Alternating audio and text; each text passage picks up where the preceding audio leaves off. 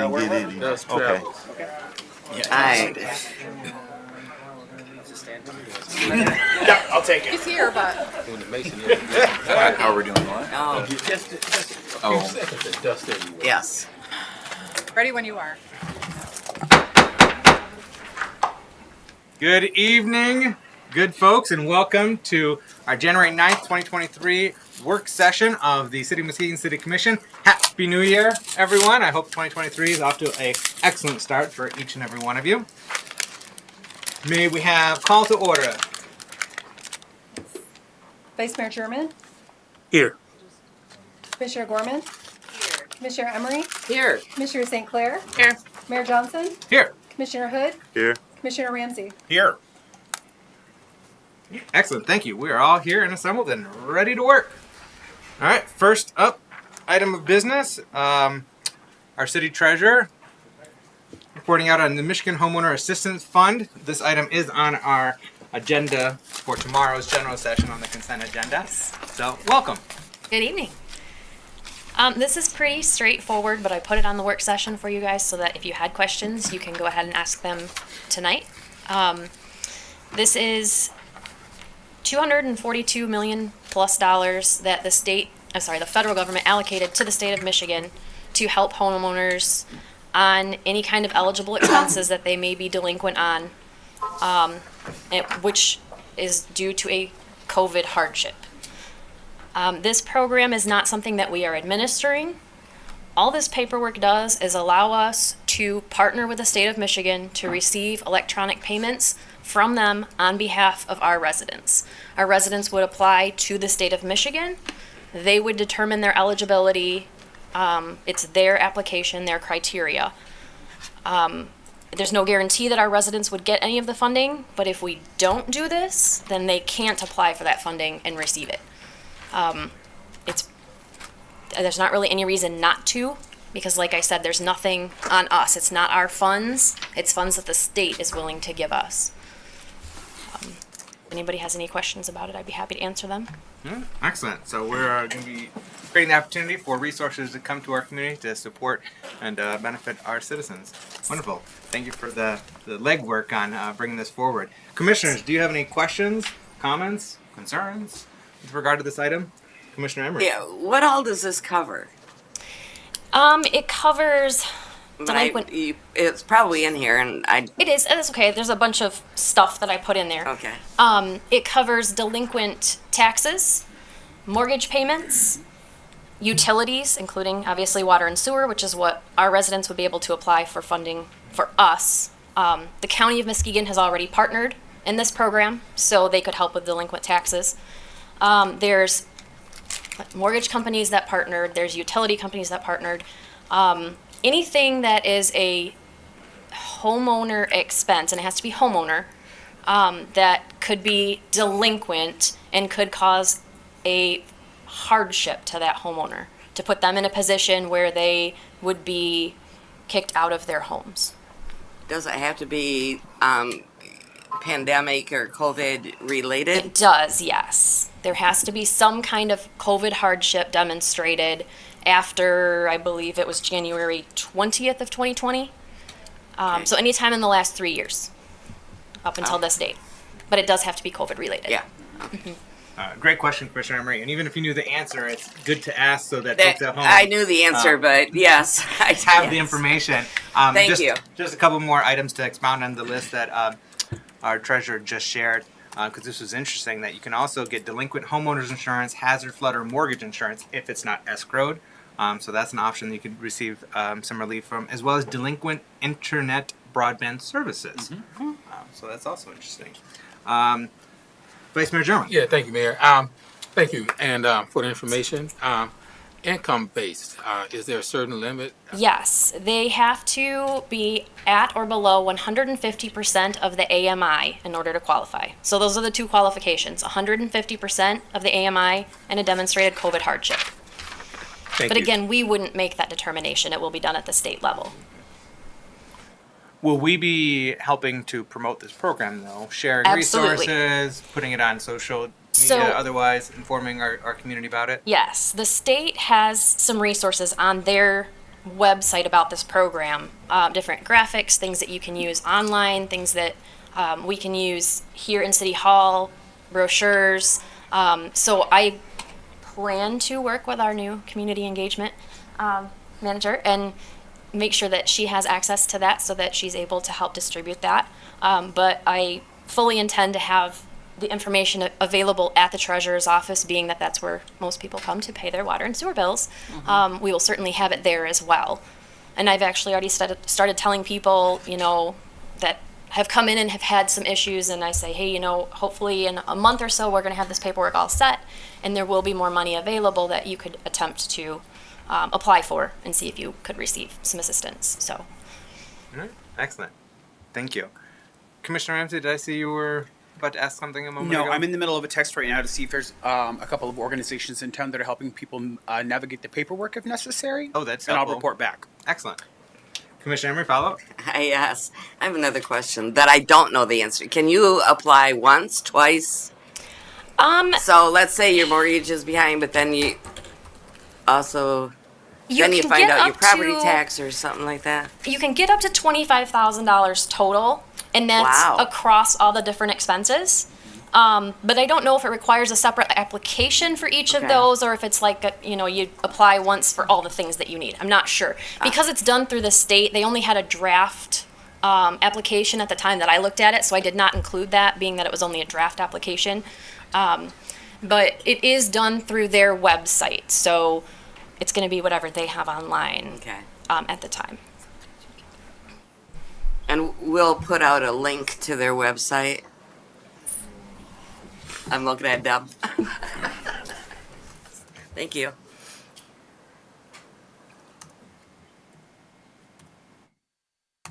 Like I said, pretty straightforward, but I just wanted everybody to have a chance to see it and absorb it before tomorrow night when you have to vote on it. So, I love it. Thank you, sir. All right. Yes. Any other questions? My input right now? All right. Thanks so much, Treasurer Wilson. thank you. Next item. We have ARPA Community Grant for discussion, being led out by Peter Wills, our Director of Strategic Initiatives. Welcome. Good evening, Mayor, Vice Mayor, and members. So we are here this evening to talk a little bit about an ARPA, or ARP, American Rescue Plan Act acronym. We need to be consistent with that acronym, I guess. Community grant. We're just looking for some feedback from you, and I'd like to sort of walk through the grant application, if the clerk could bring that up, if possible. You might have that. Computers. Might help just to walk Plug your through. HDMI into. So, in my opinion, this could be just an informal conversation, as far as what you do or don't like about the criteria, the way that we've established or built this particular program. But essentially, the ARP team consists of, and the recommendation in front of you, it comes from your 4 division heads, including myself that was in the room on that discussion there. The one change from what's in your packet is the pot of money that we would allocate for the program. I had $2 million. In discussions with the mayor and the managers last week, they're comfortable lowering that to 1.5 and keeping the parks capital plan investment at $4.5 million. Essentially, there's somewhere between $6.1 and $6.3 million of uncommitted ARP dollars left. And so Director Vanderhyde will talk more about the larger use of the uncommitted funds, but of that 4 to 4.5, we're looking at $1.5 million for your eventual support for the ARP program. So if you could scroll down to the actual application, which looks like this. I don't know if that's part of the application or not.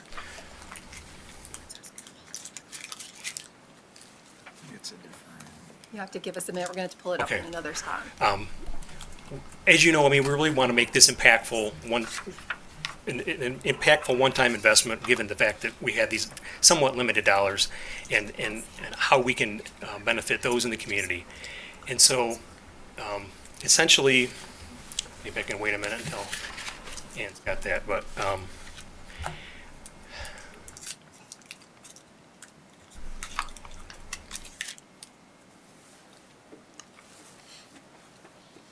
okay, keep scrolling there.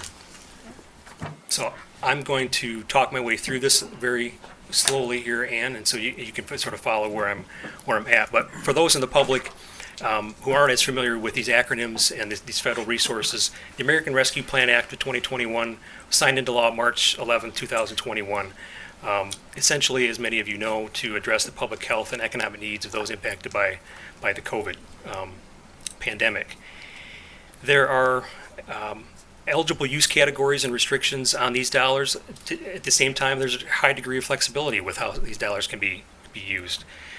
We're governed by a final rule that's established by the U.S. Department of Treasury, and I hyperlink that in the application for applicants to be able to consult and look from. So I'm at Page are you on? first page, Okay. introduction. Go. Yep. Gotcha.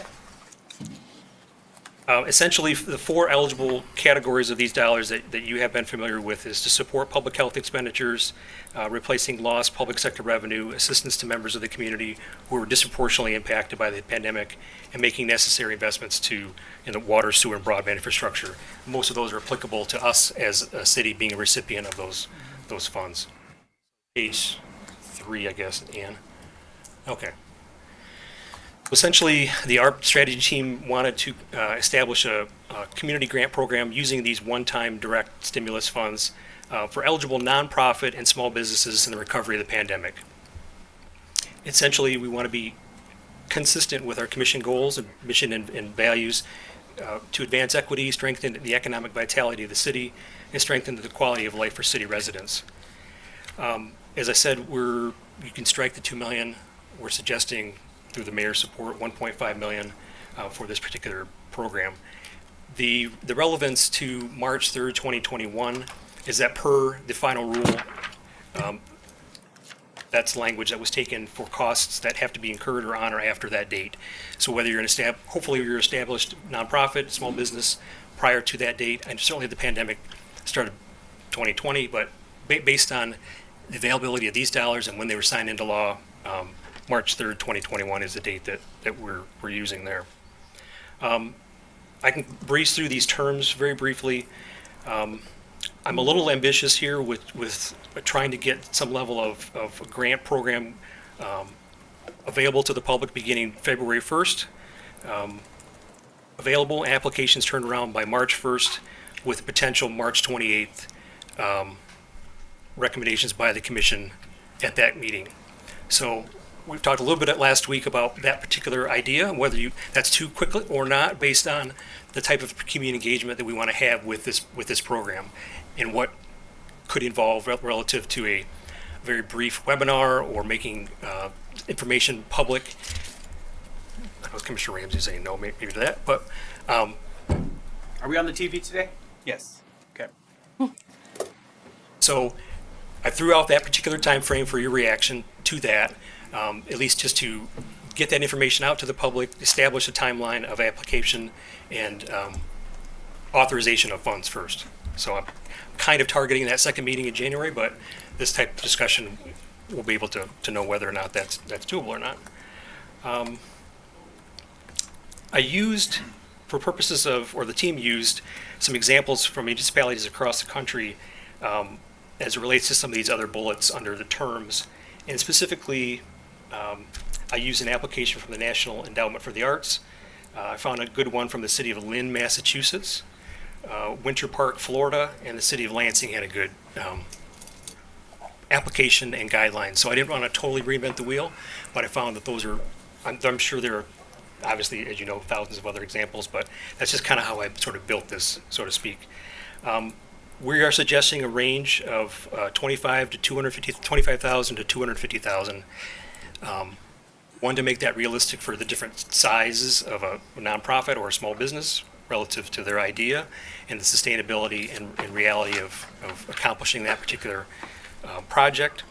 The one example that I found relative to rather than allowing somebody to request $32,000 or $57,000, we thought maybe requesting some finite amount of dollars, 25,000 in increments of 50 or 75, 100. So at least it's round. Whether or not you like that or not, that's flexible. So that's the reason why we kind of went in those increments rather than just a straight up range of need. We're trying to maintain just compliance with the fact that these dollars have to be obligated and contracted by December 31st, 2024, and the project would have to be certainly completed with those funds by the end of 2026, as you're familiar with that. Relative to the entities that would be eligible, through an IRS determination letter on the next page, and 501c3 nonprofit organization, and that would have to be certainly headquartered in the city as of March 31st, 2021. Obviously provide direct services to residents. I put a $2 million threshold of assets that nonprofit should have. Obviously, these are finite resources. I don't want to make extrapolations about larger nonprofits that do or don't have access to other grant funds or other philanthropic opportunities, but maybe they do.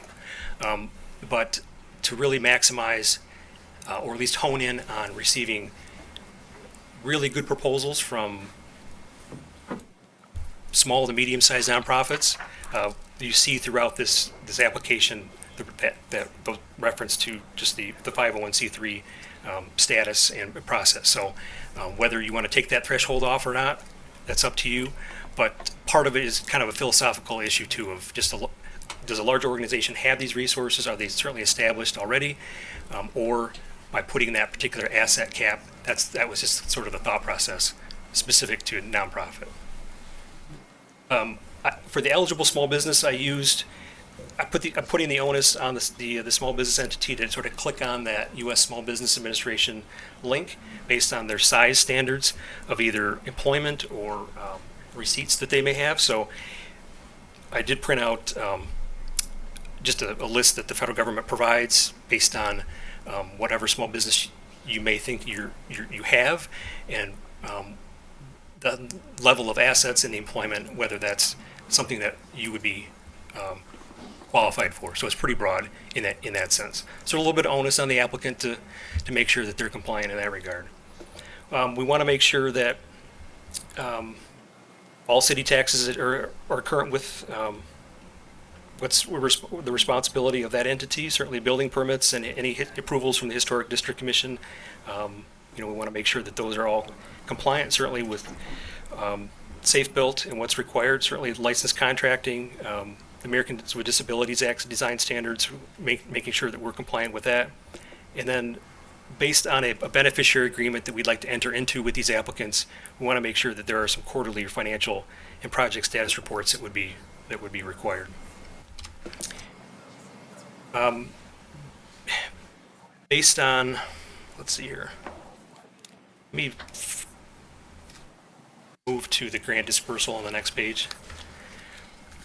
So I'm suggesting through the disbursement of an awarded grant using very similar Michigan Economic Development Corporation MBDC grant language that they use, that half of those dollars of the awarded grant would go out.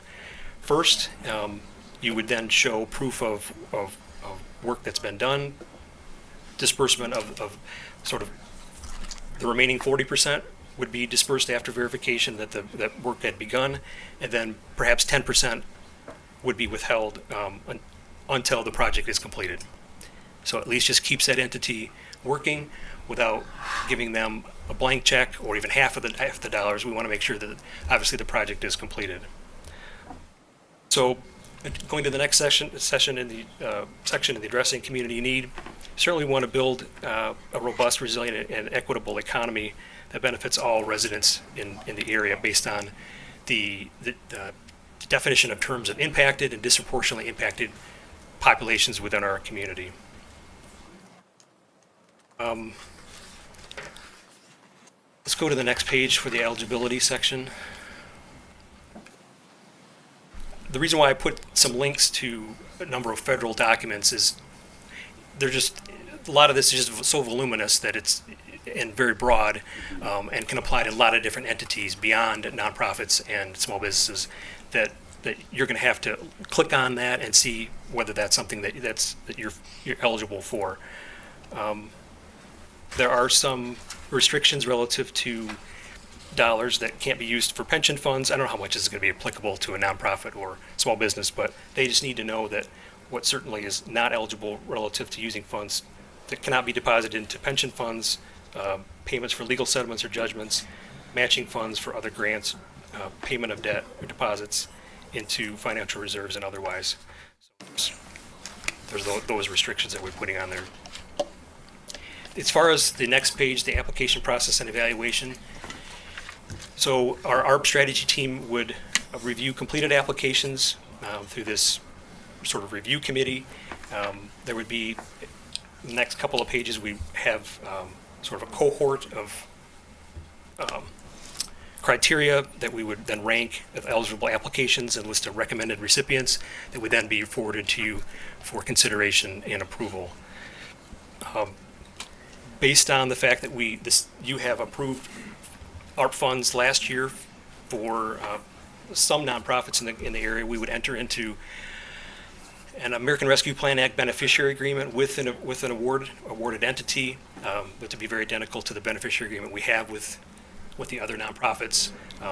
It explains some of the responsibilities of that and obligations of that entity, so we would be maintaining consistency in that. You can, obviously, it's sort of self-explanatory, the sections within the application of what we'd be asking for. I think I pivoted off of a DHHS application relative to the expectations here, as well as an MEDC grant. So let's forward to the application criteria, 2 pages from this. Okay, so certainly we want to be having this expectation for the applicants that they're aware of our long-term goals that you've established, and they're consistent with those based on what, as they develop their proposal and how realistic that project can be. The evaluation criteria is self-explanatory, rather than ranking those cognates similarly to what we did with the tax incentive policy from, say, 1 to 3 or 2 to 4 or 3 to 5. It'll be up to the review committee and then you just to see, ranking those, the application material either 0 to 5. So happy to take any questions on that particular cognate. And then I've got frequently asked questions. So we try to be exhaustive. I know it's probably a little lengthier application than absolutely necessary, but it's a very unique program that the federal government has provided. And I know that you've wanted to set aside a portion of funds for this type of purpose. So I'm happy to take questions and continue to make revisions for those that you like. All right. Thank you, Director Wills. Before we open up to questions and comments, our city manager has something to add. Yeah, and one of the reasons that there's this kind of detail in here is because from the reporting requirements, whether it's a small grant or a large grant, the onus is still on the city to provide the same amount of information back to the federal government on how it was spent. And so one of the discussion points we had was that, do we want to provide as much information as we can so the applicants understand that, so that they don't get a grant and then we're asking for information that they don't know how to provide or can't provide. So it is longer, but I think the staff's approach to that was logical in that regard. So I just kind of wanted to put that out there so that there was an understanding if there were questions on that. And to that, each quarter, Ken Grant and I have to provide an update on each of those projects to Treasury, and so we have to maintain some level of communication with that entity. So as you think about the range of those dollars, 25 to 250, and how many of those grants that looks like, just know that that's a consideration of staff's standpoint to maintain that, at least that level of how current we can be with that project and how well it's progressing or not. So that is a consideration. Thank you. And thank you to, and all of your team and our staff for the work you put into crafting this grant program, which the commission had requested we do, and wanting to see some resources put into our community, helping support our nonprofits in the area. Commissioner Ramsey with the red pen. Yep. Thank you, Mr. Mayor. I would invite you to ask anyone else at this bench if they would like to go first, because I have a laundry list of things I want to go through. All right. Commissioners, any other questions or comments? Vice Mayor German. Yeah, thank you, Mayor. Thank you, Director Willis. Couple questions. You mentioned well-established nonprofit organization. Concern I have with this pot of funding that's available, that do you see possibly an advantage for well-established organizations opposed to startup nonprofit organizations that don't have the experience, may need assistance? How are we going to help guide them to the process where they can be successful and possibly be eligible to receive funding? Also, another question, you mentioned the review committee. Who makes up the committee? Do you have that information available also? To the latter, Vice Mayor, your division heads, myself, the manager, deputy manager. As to the engagement with applicants, whether they be an established nonprofit or small business, certainly they can engage with us during that process. We do need to maintain some level of compliance with the fact that when these funds became available, and for costs incurred on or after that March 3rd, 2021 date.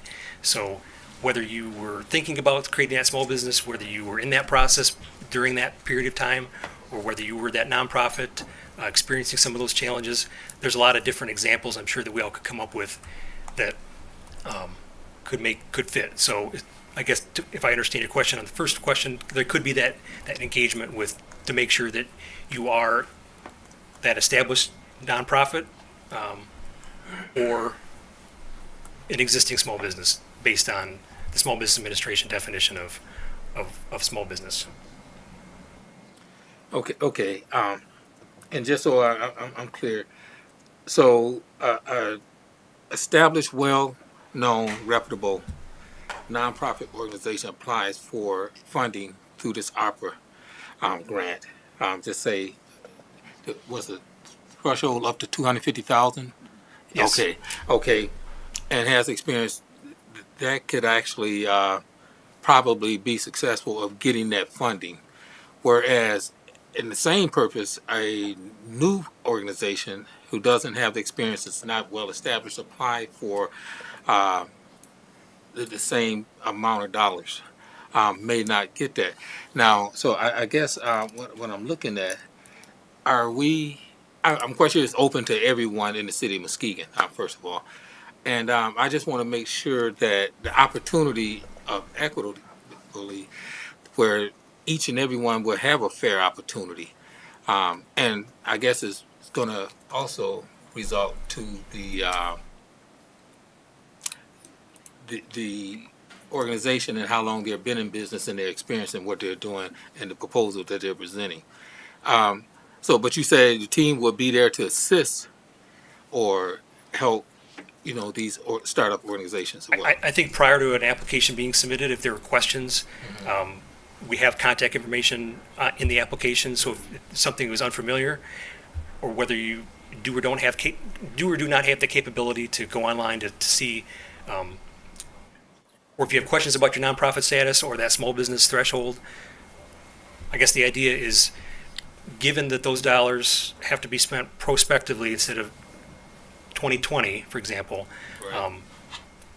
I guess I wouldn't even say it's on a case-to-case. We're just happy to talk with any individual that has that question on whether they think that they're eligible or not, as I'm suggesting on the nonprofit piece, up to that $2 million asset threshold. Mm-hmm. If you want to take that off, that's fine as well. Yeah, and these are the questions that I'm getting Yep. from constituents, so thank you. Thank you, Vice Mayor German. Yeah, thank you. Any other commissioners before we go back to Commissioner Ramsey with his list? Commissioner Gorman. Yeah, thank you. thank you for doing this. This is, I think, a great start that we've been asking for, and I'm excited to move forward with it. My only comment was the $2 million threshold. More so because before some of us were on the commission, we had awarded funds to nonprofits that exceed the 2 million threshold. So I feel like it's an awkward thing to now put a cap and sandwich some nonprofits in our city that exceed that asset limit, and then so you know what I mean. They don't have enough assets to qualify for ARPA funds, but we have given funds to some nonprofits with assets that far exceed $2 million. So that's and I'm just interested to see then the requests we come in by not limiting that. So that was my only during this presentation feedback. Otherwise, I love this, and I'm excited to see it move forward. Thank you. Thank you, Commissioner Gorman. Commissioner Emery? No. Commissioner St. Clair? Commissioner Hood? All right. Oh, Commissioner Hood? No. Oh, floor is yours, Commissioner Ramsey. Thank you, Mr. Mayor. Try to pull up a chair. You're gonna want it. Thank you, Mr. Mr. Wells, for your and everyone for their hard work on this. This is, like Commissioner Gorman said, this is exactly what we've been asking for. So keep that in mind as I begin to go down this list. Now, Peter, you would offer to me that this money that we've been gifted from the federal government to mitigate the effects of COVID on our community is in fact community money, correct? Okay, so keep that in mind when I'm talking about all the points that I'm bringing up. I'm not questioning your work or what you've done. I just want to make sure that we are protecting ourselves and our neighbors. Okay. Absolutely. So from the 2 million, we talked about doing a 1.5. Where's the other 500,000 going? You want to give context to that? Much of this discussion, as well as what will follow me, is borne by using 2/3, if not most of that uncommitted, for Parks capital plan investment. And so in that discussion, and what I initially suggested, the 2 million, I think there's potential support for lowering that to 1.5, and then maintaining from 4 to 4.5. So Okay. what you have in front of you, I should have lowered it. So it's around 6.1 in sum total between those two. Great. So then as a community member, if I wanted to see a complete list of where these dollars have been spent, the ARP dollars specifically, like Commissioner Gorman spoke to earlier, we could furnish that, correct? Yes. Okay, great. I love the language that you have included in this document, and it does seem to be very direct and straightforward, which is always very important. I would suggest that your language is a little loose. I would tighten it up and make it clear, very clear, about who we can and cannot serve. There is a point where you said during conversation, and maybe this isn't very well written, and I was trying to follow as we were going through, well written meaning as a standout, not that it's not well written, but either it is a nonprofit with a 501c3 status, or a small business. What are the parameters? Much like the $2 million threshold, whether I agree with it or not, that's a parameter about a nonprofit. What are the parameters around small business, other than being located in the city of Muskegon? Is there an operational or an operating budget for or income limit for that small business to be considered for this loan or for this grant? Please, super important.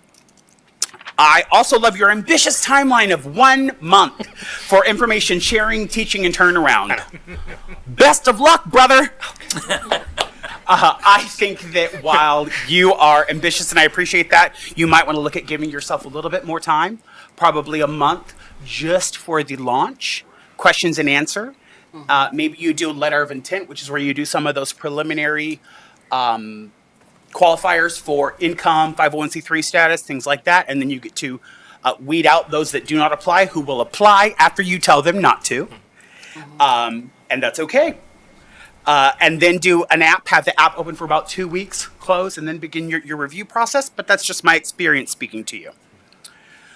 I would make sure that you partner very, very closely with our new community relations person and communications person to get all this information out all the time, have a website and possibly a Dropbox or something that people can visit, because there will be a lot of questions. Kudos on your facts page, your FAQs, great job. These dollar amounts that you've outlined, is it only those specific dollar amounts? So I have to apply for one of those because it's written and it's been said both ways that I can apply between 25 and 2, or it's 25, 50, 75, 1, 125, 175, 2. Within that range of 25,000 to 250,000. So I'm suggesting that within that, you then apply in those increments. So increments of $25,000 up to $200,000. 250,000. 250,000. Yeah. Look at Just- that language we just hammered out. Love that. That's Let's talk about your reporting. Are you planning on employing or partnering with an online organizing and reporting platform to go through this and assist you that will literally combine all of that information for you? Because if you need a couple of ideas, I have some software you could look at. I'm happy to. And then take a look any at that. one team member doesn't have to try to put together an Excel report based on narrative and numbers, because you'll want both so that we can speak to the great works being done to our neighbors. Yep, the valuation expectation is set in the application of what your project would lead to, and then certainly through that recommendation process before it comes to you, we would have that evaluation tool as well. So some of Awesome. the information would be helpful. So as we talk about qualifiers for being awarded the grant in the first place, we talk about work plan, budget, and a timeline. Are you providing our applicants with examples of these that they should use as a template so that they're all the same and easily to digest and understand as the review committee? Good idea. These are literally things that I've fallen on my face before doing, and so I know that they're super important. There's no judgment in this tone. It's just my tone. How detailed or how extensive would you? I can share some documents Okay. with you if you like. They're very high level, but it's enough for them to keep track of what they've said they will do, because we want to hold people accountable to that, right? Nothing above and beyond. Just come to the table with what you can offer us and let us literally grade you on that alone. And then there's also another aspect that we haven't spoken about, and part of it is because there might be a little confusion around the purpose of the dollars, but sustainability plans. So later on in the document, it talks about it being directed at a one-time or a one-off project. I would make that super clear from the drop, because otherwise a lot of our 501c3s, especially those that serve in social care platforms, are going to be looking at this to, I don't want to say supplement, but to provide admin and or salary dollars for programs that they're using to also mitigate the effects of COVID on our neighbors. And we know that these dollars are not sustainable. So in an effort to make sure that we're not setting our partners up to fail, how are we asking them how they will continue? Or that's not an option, and these are for one-off projects. What is your special one-time project? Yes, That's also a qualification that we as an entity can make That is an expectation in that application, but we can articulate that. in the very beginning. Yeah. Can we Thank you. get clarity on that right now? Because I had the same conversation during our agenda review about that. I was like, is this going to be just for Right. those projects or one-offs, or is this going to potentially support nonprofits that have been harmed by the COVID pandemic, whether their expenses have increased dramatically or their revenues have dried up due to insufficient fundraising? Right. And so it is geared more towards those one-offs, but they said that we've got that flexibility the way it's structured now, that it could be both, or if it is for ongoing support, it's gap financing. You have an expectation that you're going to be able to sustain this beyond that year. So I just want to get clarity if we want to continue to have that latitude or flexibility, or do we want to narrow it to specifically this is a one-off capital project or program that's of a limited duration. That could be a good approach if you do want to take that $2 million cap off to really get some specific recommendation from that larger nonprofit to really hone in on a larger capital project that they do have capability to get funded. So it could be the sort of the trade-off of allow you, the larger entity, to apply, but you really got to come up with some very impactful project that would be beneficial to all, perhaps. In my humble opinion, being the origin of the funds, I would say that we do a one-time project, and then that we would also come in and help assist with the elimination of any debt that was occurred or accrued during COVID based on the lack of dollars coming in. Like you spoke to Mr. Mayor about the lack of fundraising opportunities and things like that, but I definitely would not consider this for ongoing staff salary and or admin. But don't think we can use it for debt elimination. Can we get Correct. clarity That is correct. from? Okay. So those prohibitions and exclusions are within the application. Okay. Second thing, right. I don't hate the $2 million cap, but I'm not the only person on this board. What I do appreciate is the staunch qualifier. That in all situations, just bring that attitude to every single opportunity. We talk a lot about building codes as if we assume someone is going to be building something.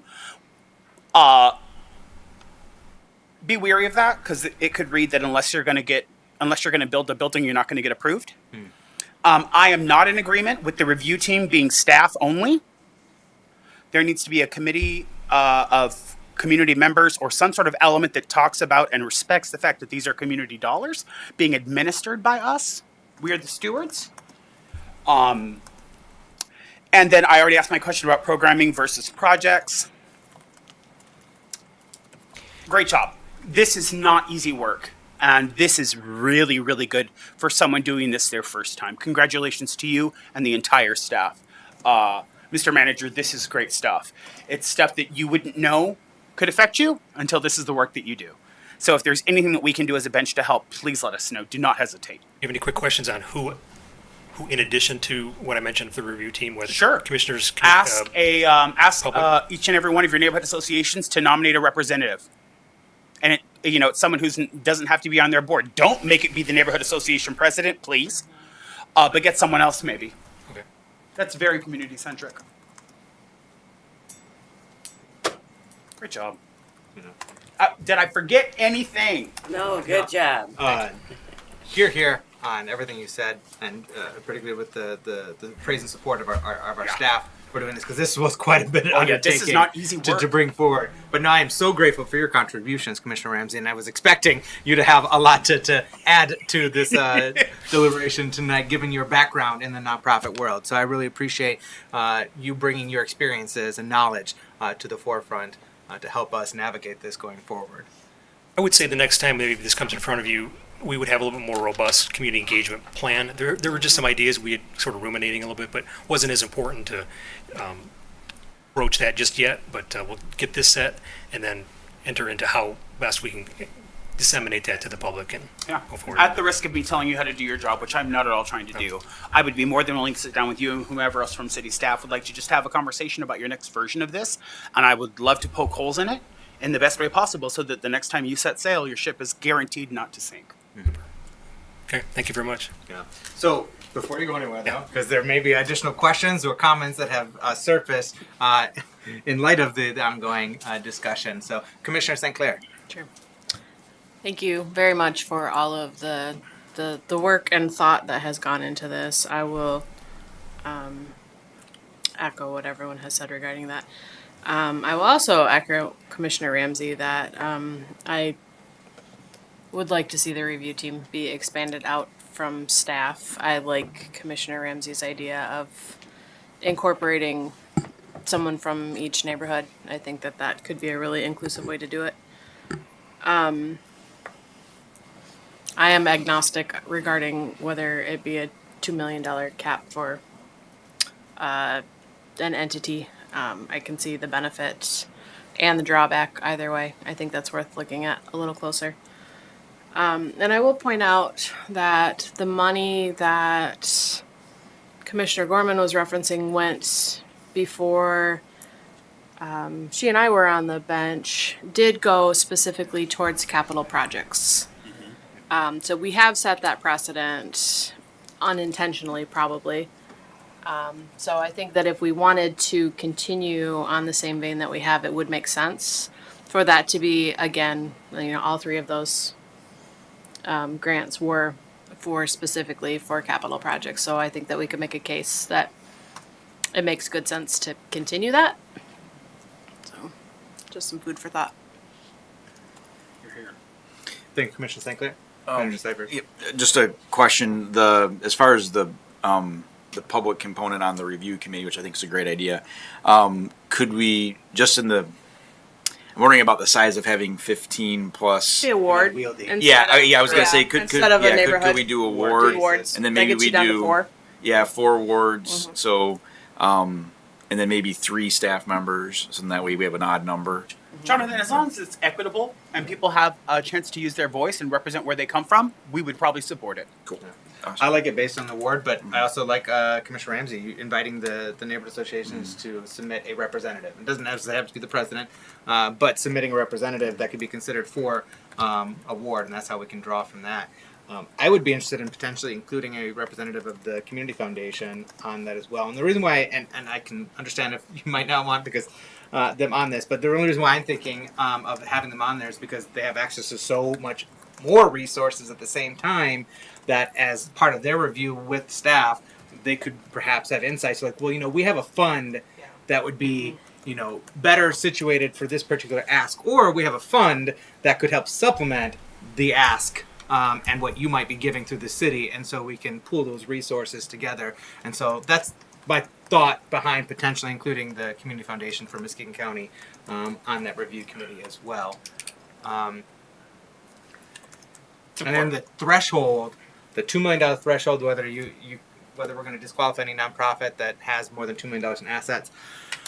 I had the same observation as Commissioner Gorman. It's like, well, we've already given out money, so it's like, would it be fair to now create that restriction? But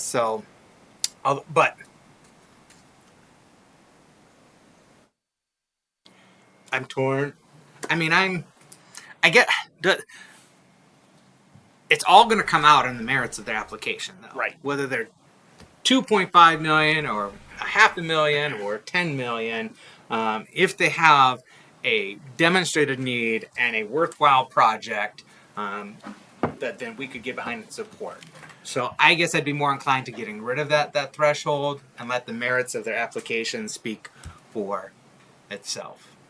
I would also like to second what Commissioner St. Clair said about the parameters of the money being gifted the first round that they had nothing to do with, right? Like, that has set a precedence. And even though we are putting more qualifiers around it, that we still have to, it's only fair, is what I should say, to weave some of that into this new opportunity. And to the team who, literally grabbed the reins after they were let go, kudos. But that there should be some sort of continuity, whether it's the elimination of the cap or looking at only capital improvement opportunities or one-off projects. Sure. Whatever keeps it the most fair. So on that note or question about whether one-off projects or capital projects or otherwise, I see the continuity of doing capital projects, capital improvements.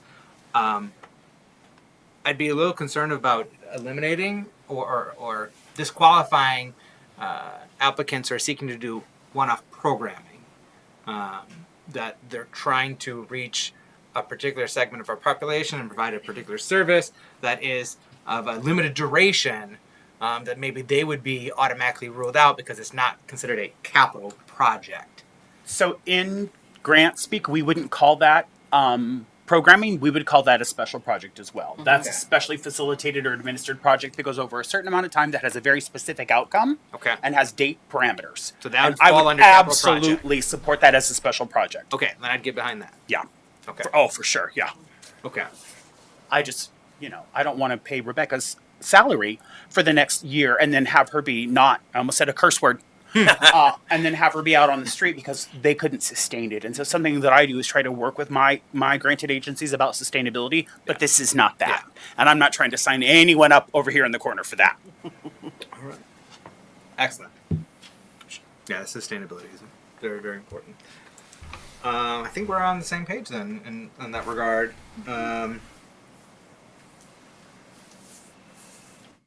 Commissioners, any other questions or comments or concerns? Vice Mayor German. Yeah, thank you, Mayor. Given all that was said, and I concur with pretty much the direction Commissioner Ramsey laid out. Some excellent information. Being that that's your field of expertise, that helps out a whole lot and give us guidance. On the $2 million cap, I'm kind of torn with that as well. Also, dropping the amount down from $2 million to $1.5 million. Kind of have an issue with that because we've given so much money to other entities, and here's an opportunity to help small businesses, new nonprofit organizations, as well as businesses in underserved communities. We didn't put a cap on these other entities when we agreed to allocate those dollars to them. And the question was asked, what's going to happen with the other $500,000? And if I heard correctly, Director Willis, was that said that was going to be allocated towards parks Yes. or something like that? Okay, now we put quite a bit of funding into the parks in the community. And then we also have money coming from what the parking for the beach out there, Pier Marquette. That how much are we allocating each? I mean, getting each year for parking. Your great and able DPW director is going to follow me with a Okay, presentation on okay. that same topic. Yep. Yep. Yep. The conversation is going to immediately follow this one in Okay. terms of the allocation of ARPA grant dollars. Potentially, if the commission concurs and consents to a soft committal of ARPA dollars towards the parks, and that's actually how it was born out of the adjustment from 2 to 1.5 million. Because when I was discussing with our leadership team about the gender review and noticed that we had about 6.1 million left, but in the documents it said 4.5 for parks, 2 for this, and I was like, well, that's more than what we have left, and so that's when we then were like, okay, well, we'll make an adjustment on the community grant side, which I think staff was a little bit relieved anyhow because it's very administratively taxing to do the grant program, not only reviewing the applications, but then doing the ongoing tracking on a quarterly basis. And I think they were more comfortable on a lower end in terms of that. Our parks, even that 4.5 million, if we commit that over to be spent between now and 2026, that is a drop in the bucket relative to our total capital needs in our park system, which our DPW director will highlight there, because we're looking at 3 to 4 times that amount that we know we have recognized capital needs in our park system to get it up to par and quality across the city, and so that's what their suggestion is that soft committal of that 4.5 million to go to our park system, along with the other identified revenue streams that we have earmarked for our parks, which is the paid parking, which I think the documentation that Director Vanderhyde had shared, we're looking at a net of $400,000 going into the park system from paid parking. Plus, we are using our sponsorship revenues from the convention center that's going to be going through the parks, and we're also looking at other ways to identify or earmark revenue streams to go into our park system so that we can build that out.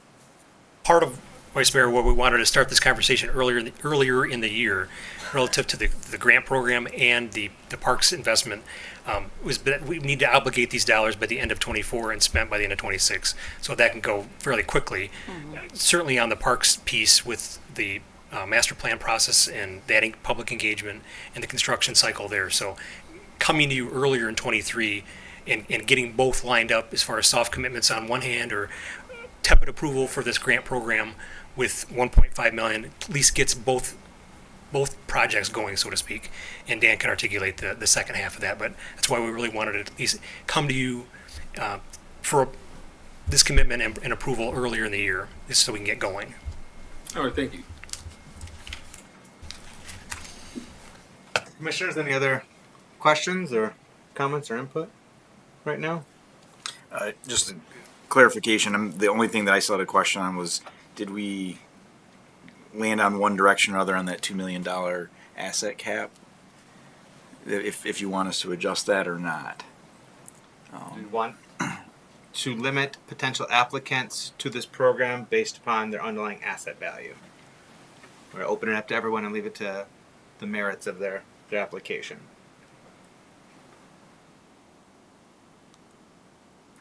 I need people to speak up. Kill the cap. Commissioner Ramsey's kill the cap. Kill the cap? Remove the cap. Yes. Commissioner Hood, thoughts, or you just keep the cap, remove the cap?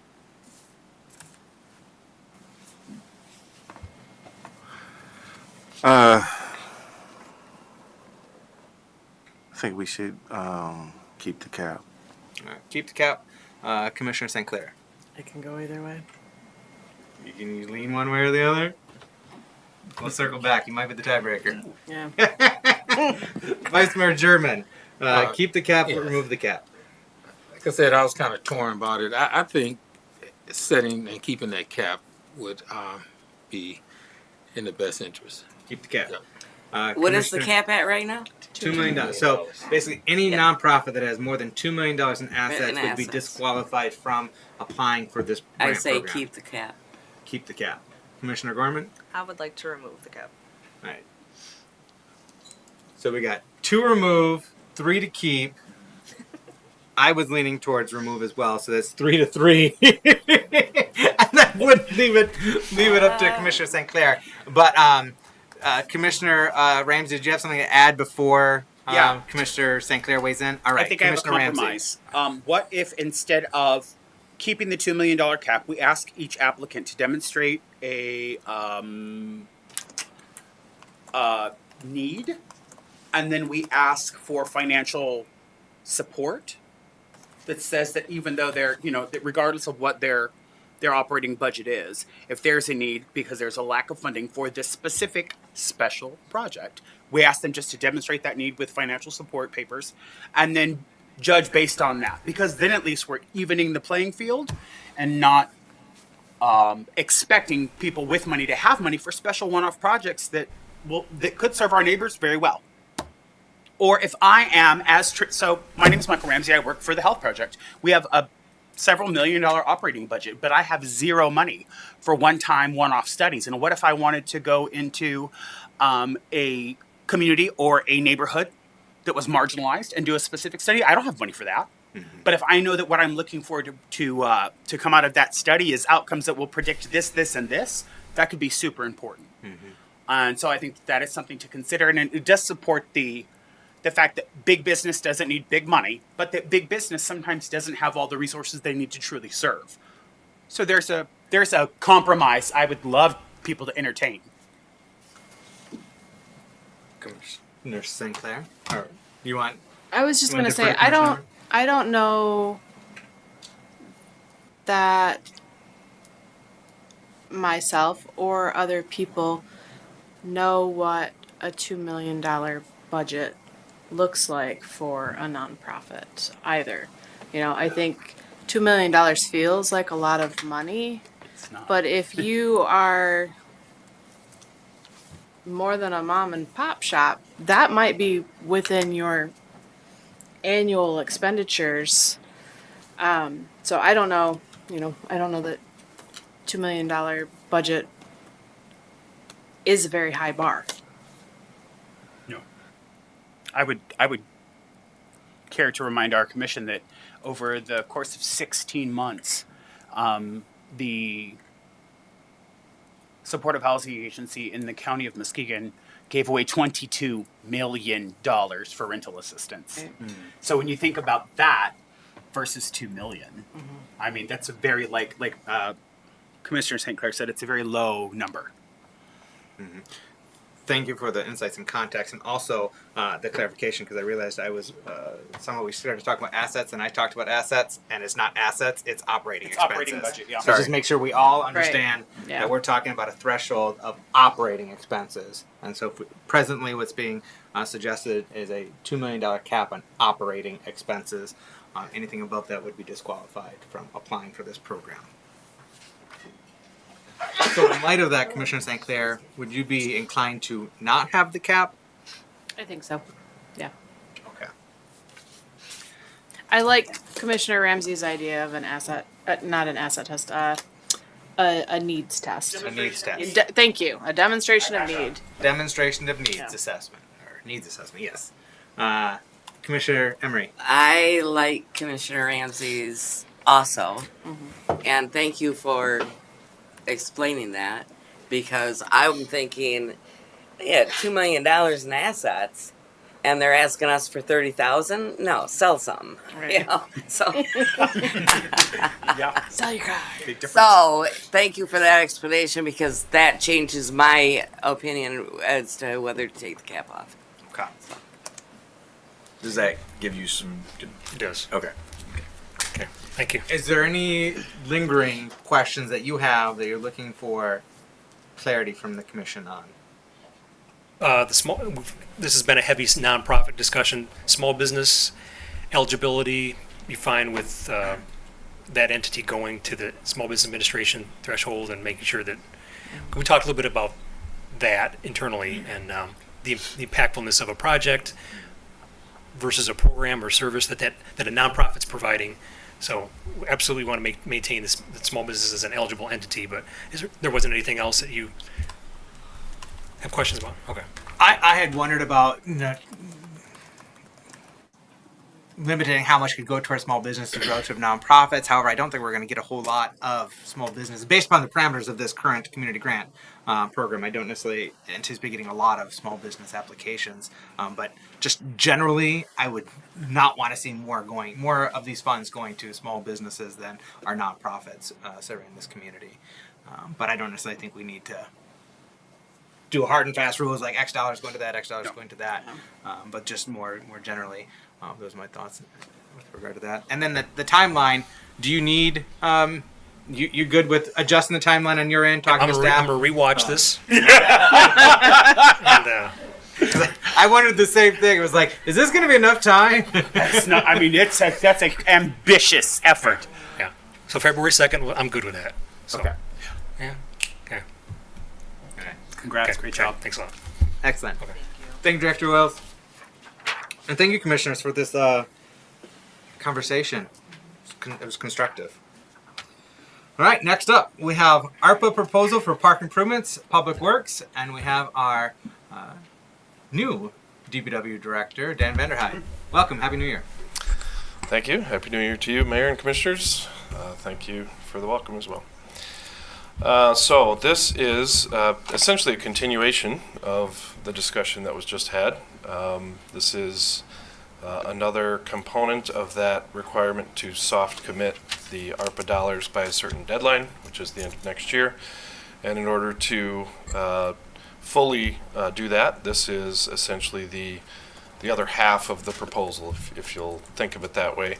And I guess I'll fall on my sword a little bit and explain regarding the 1.5 versus 2 and 4 versus 4.5. So that was me in this document misunderstanding perhaps that with a conservative commitment of about $6 million remaining, that there was a desire to designate about 2/3 to parks and 1/3 to the community grant proposal. When this document was written, I was not at that table, and so I had misunderstood that there was 4.5 available with the 2. So whether the 1.5 for the community grant, or 2 for that, and 4 for this, or 4.5 for that, that is the confusion. So I apologize for that. I think we heard some early feedback from some of you that there was support for the 4.5 for the parks, which would be the reason for the 1.5 on the community grant side. But again, that's what we're here to discuss. So I guess the first thing I want to do, and this is going to follow the document that you have in your packet for the most part, is will hopefully help address Vice Mayor German's questions about historical parks needs and investments and things, just so we have a common framework to discuss from. And that is, there's some summary on this first page of the document that you have there, and then there's some backup documents if you'd like to see more detail toward the back of the packet. So the city's parks, partially due to the economic downturn and the various needs around the city, have not received the level of capital investment that they've needed in order to be maintained at their current level, right? And we've seen that over the past few years with bathrooms that have reached the point where they can't be opened anymore, staffing levels that don't support certain functions in certain parts of the park system and so forth. So just wanted to give you a brief history of where some of the capital dollars have gone versus what we believe is needed in order to maintain the system. In a couple times in the past that some or all of you may recall hearing these numbers, on May 13th of 2019 was the first supporting document that was presented. It was just a staff internal, hey, we recognize that we haven't been putting enough into parks. That's evidenced by the fact we can't open these bathrooms anymore, etc. And it was prepared just internally. we did a better job, perhaps, in about a year and a half ago, with a update to the Parks and Rec Master Plan. We had a consultant that came on board and helped us with that. That effort was a better take at it. It was also driven at the time by a desire to apply for grants through the state, and that plan was a requirement in order to do so. So, having realized that, I think we could have done a better job of seeking public input and a better job of taking a broader look at the park system and the recreation need as a whole. So that kind of leads to the proposal that we're here to tonight talk about, which is essentially an update of the Parks and Rec Master Plan. And I'll get into why we would do that just a year later here in a minute. But I think we recognize that with an investment of this level and a desire from you all to do a better job of engaging the public and seeking their feedback on the broad ideas that we have as well as the specific ideas that we have, we think that's a good way to go about that. That's getting a little ahead of myself, so I just wanted to show what some of the things that we have done are. And at the bottom of page 54, it's labeled 54, but on my screen it's 55 of the packet, is a list of some of the investments we've made over the past 5 years or so. And you can see at the top of the next page, we summarize that as about a little over $300,000 a year.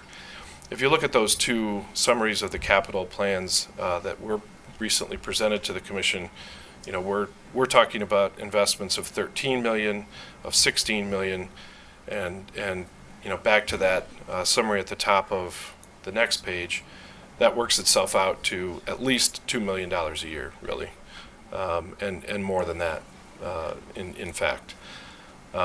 Commissioner German again had a question about the paid parking. It brings in, and I was discussing with Director Kozel back there, somewhere between $800,000 and $900,000 a year, at least currently. It hasn't always done that in the past. We did not have the expenses number in front of us, so that is the gross receipts that we receive. The expenses to administer that program come off of that. This proposal proposes to spend $400,000 of that money in addition to specifically the ARPA funds here as a part of that proposal. So specifically, the proposal is to take $4.5 million of the remaining ARPA funds, and as Director Wills mentioned, softly commit that to the parks at this time in order to meet both a need as a part of the ARPA program and also to then help us put some bounds on this new Parks and Rec Master Plan idea that we've got. In addition to that $400,000 from the paid parking fund, that would be used essentially to match the ARPA funds, right? Or in addition to the convention center naming rights, as the mayor mentioned, we're proposing $150,000 of those also be considered as a part of the program. So that's an additional, you know, 1.6, I think, and a half million dollars in addition to the 4.5 that we're talking about of the ARPA funds tonight.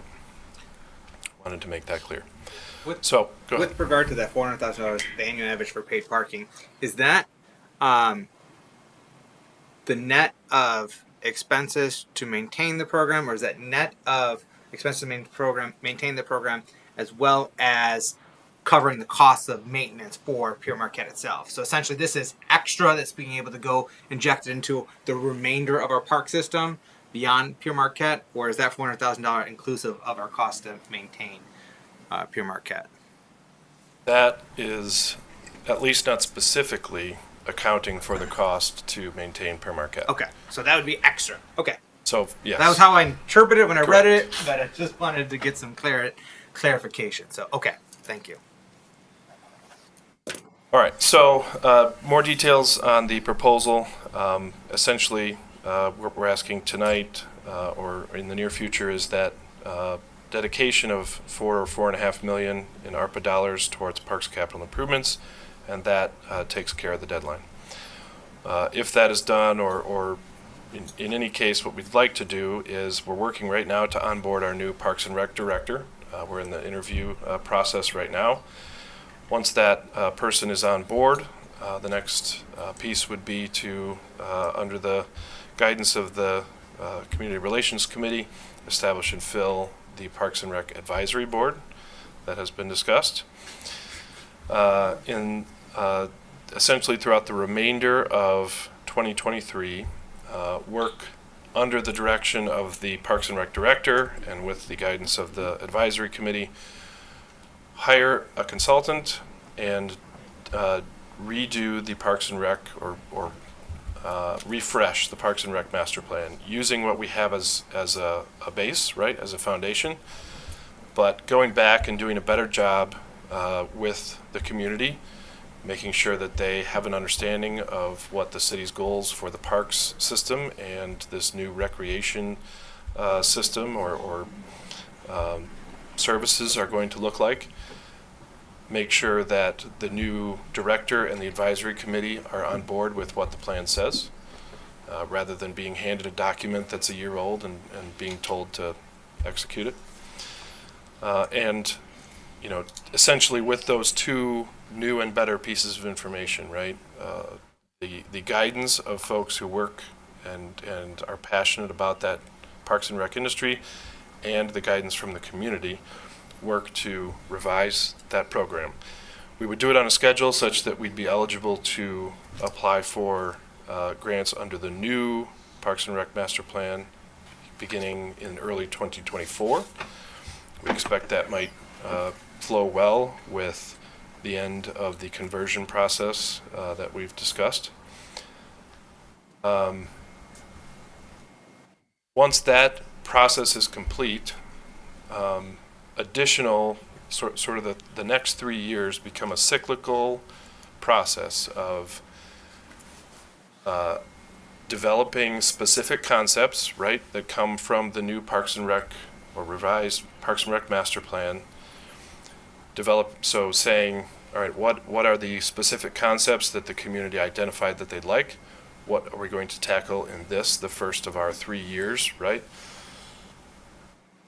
Refine those concepts and present them to the public again for specific feedback, right? So as a part of the master plan process, we're talking about a little bit more broad brush ideas. We're talking about, how much is parks, how much is other things, what kinds of amenities does the community feel like we're lacking, or what kinds of services do they feel like we're lacking.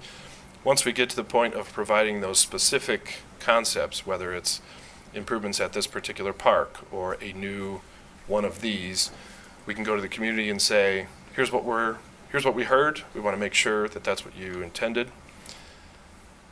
Take that information, apply for grants each year in ideally that sort of fall-winter cycle when they're regularly available both from the state and from other organizations. Have that information in place, or at least preliminary guidance on whether we believe we'll be eligible and selected for certain grants each year. Through the budgeting process, devote a specific amount of the ARPA dollars to the projects that are slated for that year, and then execute throughout the spring, summer, and fall. And then start that right over again in order to expend that 4.5 million of ARPA dollars by the end of December 2026, which is the requirement. So that's a lot of information. Hopefully I did an okay job describing it, and I welcome questions and feedback. Thank you, Director Vanderheid. I think it's a great outline and plan that you presented. I'm excited to see us, as part of our update to our Parks and Recreation Master Plan, a concerted, comprehensive update to it. In 2016, we had done an update, and that was prior to that it was like 8 years before we had an update before, and at that time it was just a cursory update because we had to have an update in order to apply for the DNR grants. So basically, it was just some dates changed on there, and it was adopted. And I was like, "Whoa, what?" And at that time, it was my expectation 5 years later, or within the next 5 years, we would do a concerted comprehensive. We did that one, the one just a couple years ago, or just over a year ago. Wasn't what I had necessarily envisioned from, I think, when 2008 when we had done one. It was done, or 2007 around that time. It was done where we went out into our community and on the ground and engaged with our residents about how parks serve them, and that's what I was envisioning seeing again us do. And so I really like the schedule that you've presented, this outline, and that concerted outreach to our community, so their priorities are factored into our capital improvements and planning going forward, and being able to lean on our new community engagement manager to help us facilitate that as well. So I really appreciate that. I do going back to what Commissioner Ramsey said earlier about the previous community grant program, whether it might be too ambitious, the timeline wise. I do wonder if this might end up taking a little longer than we expected.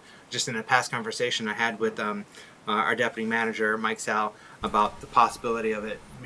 Maybe the whole process of doing that updating is going to take a longer period of time, where we're really focusing on one area of the city, say, the first half of first half of 1 year, another area of the city the second half, and then another area, the first half. So it could end up taking, over a year process.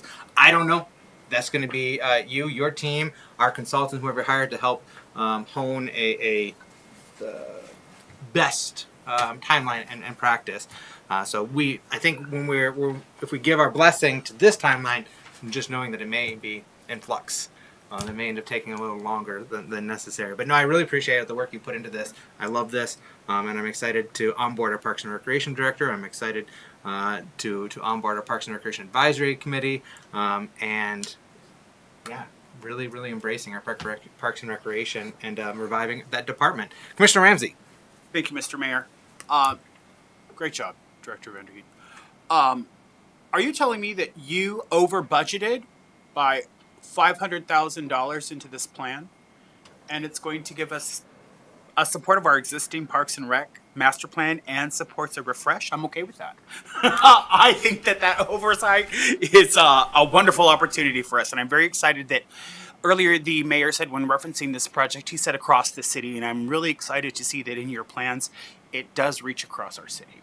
There, of course, is the list at the bottom of that tiny font chart that highlights the places we won't be touching. And so I think that is a little bit disheartening, but it's not something that I'm not willing to be okay with, because the proposed enhancements look amazing. One question that I do have, and I would like to raise your attention to, is that in some of the lines where we're doing physical upgrades, there's ADA compliant qualifiers, but it's not in all of the lines where we're adding some sort of infrastructure that should be ADA compliant. I want to make sure that as we look at addressing all of our ability opportunities in the city moving forward, that every single asset that we have as a city is accessible to all the people that live here. If I could interrupt for just a second to Sure. clarify that is probably an oversight or lack of explanation of the documents in the packet more than anything else. The tiny font spreadsheet that directly follows the proposal is actually what was presented back in 2019. It was Okay. the staff developed at that time identification of parks needs. It was discussed at the commission level. It was never adopted in any sense of the word, and was not, funded or budgeted for. To a lesser extent, but in the same vein, following that is the capital improvement schedule from our current Parks Yep. and Rec master plan. That is what we are working from today, in the sense that it is the best document that we have for community engaged projects and identified, publicly.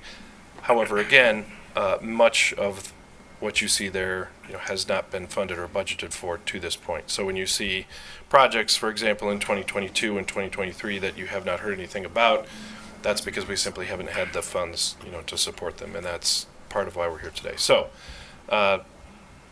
to I guess answer if there was a question there, you know, the spreadsheet in the packet is not intended to be any kind of guidance document. We're saying that we're going to continue to follow the current Parks and Rec master plan to the extent that it's achievable, while we work to update that document with a new capital improvement schedule. Wonderful. Thank you for that context. And commissioners, I want to make sure you all heard and understood that clearly, that those two documents in there are for reference. They're not being presented for us to adopt. That the subsequent director and Parks and Rec Advisory Council and updating of the master plan will help inform and update any capital improvement schedule. So don't rely on this to share. If you get questions like, when are you going to, fix this or replace that, don't go back to this document and say, oh, it's going to happen in such and such time frame. Commissioners, did you have follow-up, Commissioner Ramsey? No, I don't think so. I think that this looks great, and I'll be interested to see a living, breathing timeline and a list of opportunities for you guys to take on, and very interested to see what our new CRC committee will have to be involved with. I think this is a great opportunity.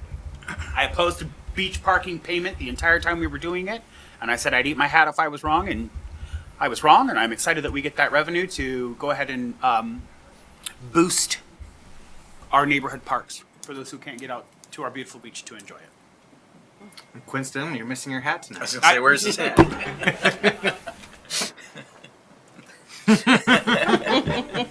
But no, this is awesome. Again, great work for everyone. Good job. Anything to add or ask, commissioners? No? All right. Great work. I'm excited to see us implement this. So thanks so much. Do we have an announcement for Parks and Recreation Board yet? No. No? Okay. Not yet. We can say if we had an announcement on a hire for Parks and Recreation Board. Not yet. So, We are reaching the end of the interview process, so hopefully soon. all right. Excellent. Thanks so much, Director Vanderhyde. Yep. All right, this brings us to public comment. I've got one public comment form. We also, new tonight, Madam Clerk, do we have we're going to allow phone in. So the commission decided at the end of last year that we're going to be allowing phone in for public comment period. And so this is going to be our first test case, so to speak, of this. But before we get into the phone in, I'm going to call up, I'm going to allow people in City Hall to speak first. And so we've got Renee Starr. If you'd like to come up to the podium, joining us from Northern Shores, and you have up to 3 minutes to provide your remarks. Welcome, and Happy New Year. Although I'm from Norton Shores, we have several properties in the city of Muskegon, and we give thousands and thousands of dollars a year towards taxes in the city of Muskegon, 20 to 30,000 a year at least. But, I don't know where to begin here because I'm so passionate about this, and I'm angry, but I'm sad as well, in addition to sick to my stomach. I grew up in the city of Muskegon from 71 to 1983. And I'm going to say this really quick because I only got 3 minutes. And in 83, I went to Ravenna. I'm in my 50s. 83 to 89, one of the racist places I've ever been. They had Ku Klux Klan meetings at the churches. I was spit on every day, called a nigger. And you know where I felt worse?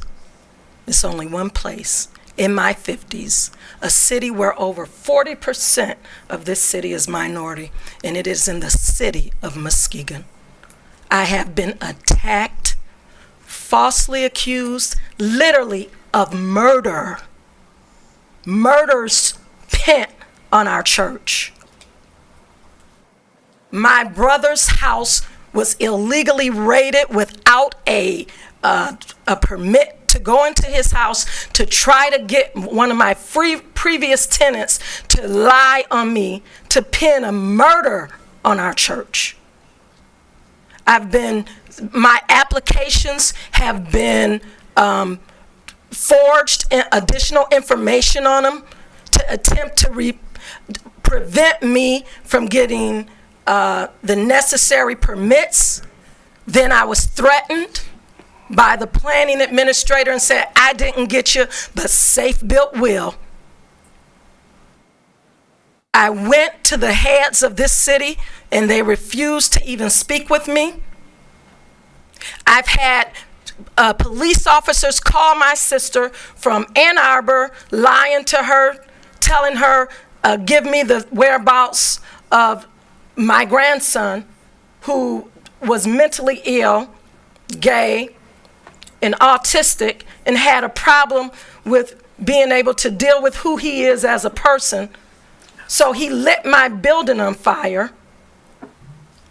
And he was told that the police tried to literally prosecute him after knowing he was mentally ill. Refused him services, told me what took you so long to call, and then refused him services. 2 months later, he burnt my building down. And now they want to prosecute him. I've never seen such blatant discrimination in my life. Right now, this new, and I'm almost finished, this new plan of this application. By the way, I don't really see a problem with that application. The only problem I see with your application is me. Can I get my time, since this is for the church? This is a group. And this is for the group of the people that have called me and begged me to speak on their behalf. This city got $33 million of ARPA funds, HUD funds. 0% went to black women. Ms. Starr, that is your time for this night. Okay. You're welcome back tomorrow. If you'd like to register your group with the city clerk's office, you may have an opportunity to speak as a representative of a group. In the meantime, yes, I would encourage you to, if any of the, and first and foremost, I'm sorry to hear about your experiences as youth and in adulthood. Yes. And the predicaments that you and your family have experienced. If there's anything that on the city side that could be resolved or addressed, I would encourage you to meet with our city manager, John Cipher. I attempted to. I received no response. And have that conversation with him. He's open and accessible. I just asked him if he had met with you. He said not yet. No. So, I would encourage you to get with our new city manager, have a conversation, and see if we can be of assistance. Okay. You're welcome to come back, but I do need to be done. respectful of Okay. the comments. And can I get 30 seconds to say this? That application was created for me. I was told that in order, because this vice mayor have been fighting for us and believing in our organization, he would come to this board and probably convince you guys to vote on my behalf to help our church after it experienced a fire. So as a result, they're going to create an application. And in that application, they're going to shut the money down until next year. This was told to me in October. They're going to shut the money down until next year. And then I can go and write up or sign up for this application. By the way, I have a problem with applications because the last one was forged. That is discrimination. A week later, a white male came in here and got $50,000 for a dirt test. And I'm done. Ms. Starr, I don't know what conversation you may have had with Vice Mayor German. Not Vice Mayor German. That was with the economic director with 3 people in that class, in that meeting. With regard to the grant dollars, I will say that we've had a lot of people that are interested in these ARPA dollars. Yes. And the program is being created with all of our various different stakeholders and nonprofits in mind in our community. How many black people got your money? Not being designed. 33 million. Not being designed. We didn't have 33 million. It's not being designed. You're thinking of the county. It's not being designed with any particular entity, individual, or nonprofit in mind, but for the betterment of our community. Well, that's what was told to me. So that's why I have a problem with it. Thank you, Ms. Starr. Thank you.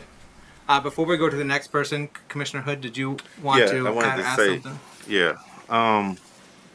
I'm glad to see that we're using the time clock. Yeah, But I just want to it's a new addition. But I just want to make sure that we're using the time clock for everybody, and not just for people that we like or don't like. Yeah, I asked. That we use it for everybody, I asked and I'm glad that we're using it. Yeah, I asked the clerk that's going to help this exactly to that point, Commissioner Hood.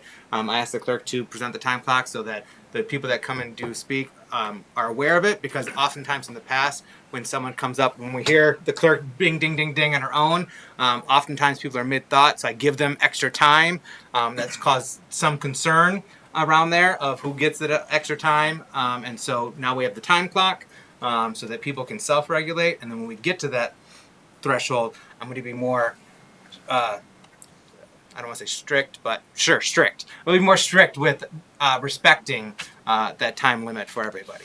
Excellent, man. Something to say. Yes. Yeah, thank you, Mayor. And due to the fact that Mr. Starr did mention my name, as a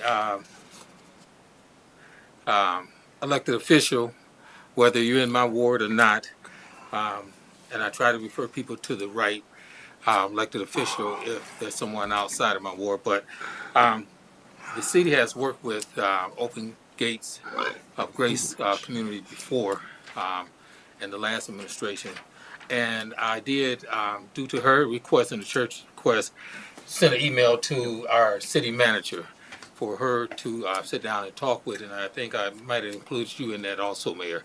So when there's a concerns or questions that needs to be addressed, I will refer them to you dealing with those operation. Yes.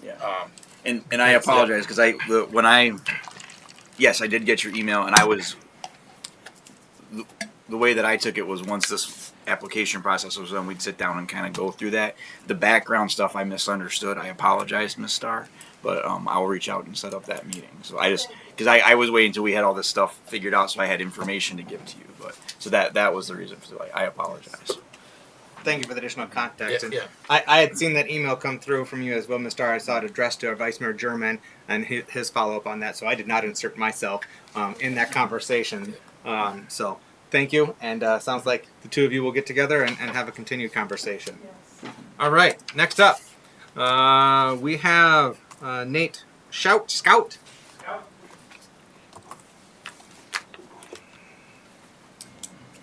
Where Ransom? Looks like City of Muskegon, Ransom. Yeah. Joining us from the City of Muskegon. I don't remember what neighborhood is that. What? I was trying to figure. Oftentimes, if you're a city resident, I will identify what neighborhood you're from because I don't share McLaughlin. addresses. McLaughlin. I was like, where at Ransom? That's McLaughlin. Joining us from McLaughlin. Thank you. You have up to 3 minutes for 5 remarks, sir. Thank you. I'm from Muskegon Christian School. I'm the principal there. We also house Bright Beginnings Daycare and Preschool.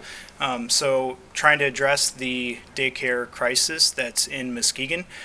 So here advocating tonight for, I would say, more than the 1.5 million allocated to our nonprofits doing very important work. And I know that the application process is going to be strenuous, and I heard you say it, Mr. Mayor, that you almost made a joke that it's going to go down to 1.5 because you don't have the capability to go through all these applications. I would challenge you as a board of commission to not use that, but you have this one-time opportunity to steward this money. There are lots and lots and lots of nonprofits in our community doing great things. I'm not trying to take away from Mr. Vanderhart's work. I walk to McLaughlin Park with my kids all the time. I work in Sheldon Park neighborhood. My son plays t-ball at Sheldon Park, and those fields need a lot of work. There's no doubt. We're out there as coaches raking the fields before games. So I get the need for parks as well, but I would hate for that to diminish the need for nonprofits doing their work. More money's coming in for city parks. The parking, you're talking about earmarking more funds for city parks. This is one-time opportunity for nonprofits. This is going to come and go, and nonprofits aren't going to have the beach parking. We're not going to have other streams of revenue. This is our opportunity to do those capital projects, those special things that are going to make an impact throughout the community. So I would challenge you as a commission to look past the 2 million, right? There's already been 3 million out to very large nonprofits that the little guys got left out on. So try not to stop short. The money for the parks is going to be there. I challenge you to set that aside for nonprofits and small businesses. Thank you. Thank you, Mr. Scout. Anyone else in the audience wish to give public comment? We'll open up the phone lines then.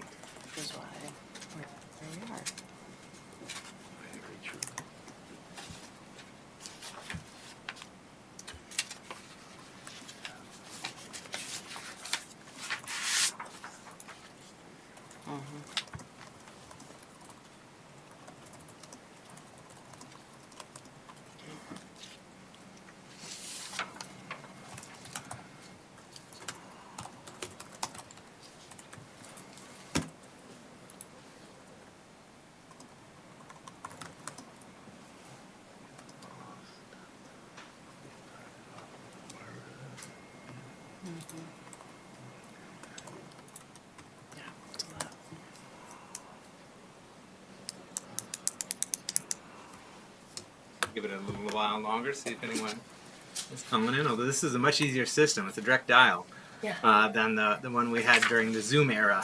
Absolutely. Can I call it just to see if it really works? Sure, test it out. Might get some feedback.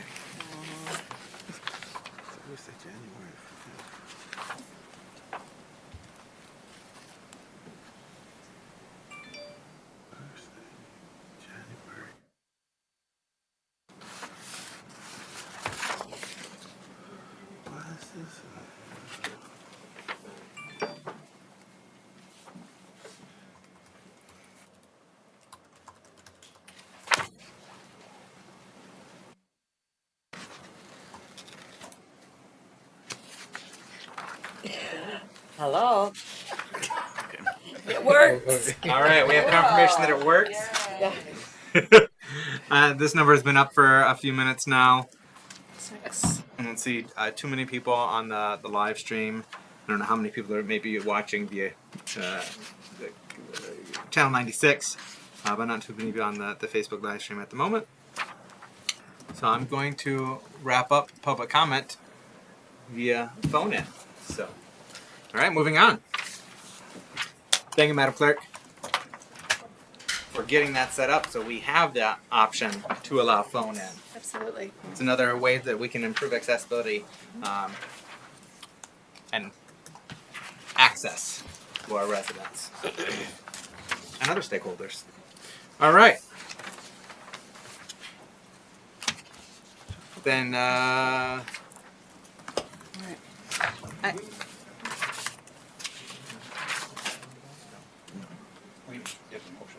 do we need to adjourn this meeting? No. Gotcha. Commissioner St. Clair. I move to go into closed session to consult with our attorney regarding trial and settlement strategy concerning Rachel McMillan versus City of Muskegon, Jeffrey Lewis, and Jay Paulson, 14